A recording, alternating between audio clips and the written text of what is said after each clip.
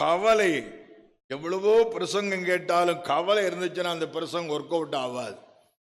நீங்க நிறைய பிரசங்கம் கேட்கறீங்க, டிவியில கேட்கறீங்க, இங்க சபையில கேட்கறீங்க, வெளியில கேட்கறீங்க, ஒர்க் அவுட் ஆகலை. ஏன் தெரியுங்களா?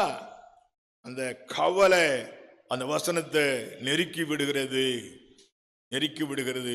ஐஸ்வர்யத்தின் மயக்கம் அந்த வார்த்தையை கெடுத்து விடுகிறது.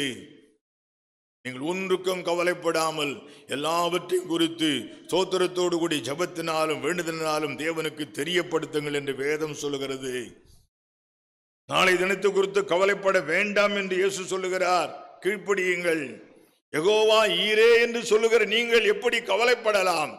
நியாயமான கேள்விக்கு பதில் சொல்லுங்கள். யெகோவா ஈரே என்று சொல்லுகிறீர்களே, அப்புறம் ஏன் கவலைப்படுகிறீர்கள்? எல் ஷடாய், அவர் சர்வ வல்லவர் என்று சொல்லுகிறீர்களே, அப்புறம் ஏன் கவலைப்படுகிறீர்கள்?